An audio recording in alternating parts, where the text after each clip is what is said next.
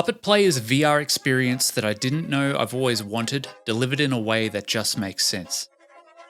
If you sometimes find yourself wishing that you could recreate famous scenes or even make dumb little videos with not a whole lot of effort, then I cannot recommend this game enough. At its core, Puppet Play is a game where you create videos using puppets in VR. Hey, what are you guys doing?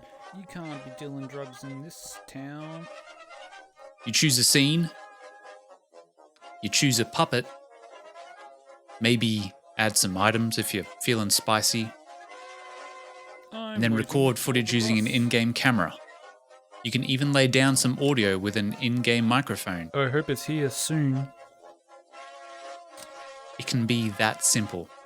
A simple puppet play. Or you can rewind the timeline, add in another puppet, record some more movement, and maybe some voices.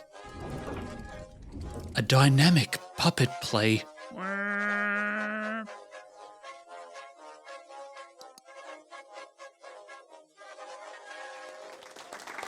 The act of recording and making the puppets move is intuitive and even extends depending on the puppet type that you are using.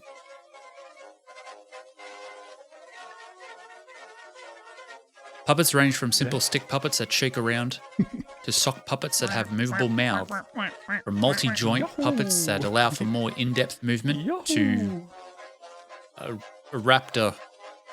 Hello, my baby. Hello, my honey. Hello, my ragtime girl. There really is a lot to work with. With the humanoid multi-joint puppets, there is even an ability to do motion capture, which allows you to step inside the puppet and control the movement of the top half of the body using your controllers. It's simultaneously cool and a bit spooky to play back a clip of your exact movements, mimicked by a puppet. Look at this picture of Currently, Puppet Play is in early access, the relatively small team behind it, which according to the Steam store aren't working on it full time. It also mentions that the early access phase will probably last around 2 years, but that all of the major features are already implemented. Gotta say, considering the size of the development team and the early access timeframe that has been provided, what is on offer is pretty surprising. There are a heap of puppets, a ton of assets to customize with, and some great scene locations to play around in. Little girl Smith. After messing around with the game for a few hours on stream and off stream, there are a few things that would be nice to have in the full release.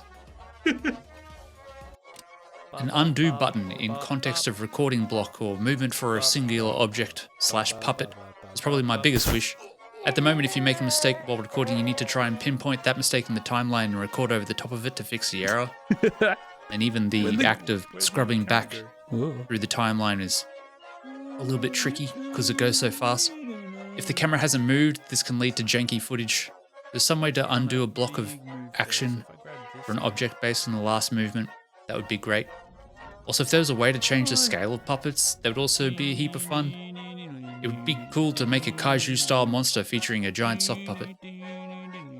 As a person who grew up with games like Nickelodeon 3D Movie Maker, I've always been ready and on board for any game that came out with a similar level of creativity behind it. That hurts my brain. Puppet Play absolutely scratches that itch. Making videos is a barrel of laughs, and I look forward to seeing what refinements and additions get put into it in the future. Did you bring the drugs? That depends. Did you bring the cash? I've got your cash right here. Then show me the cash. No worries. It's so bad. Yeah, I like to see them fuel bucks. Fuel bucks! Thanks.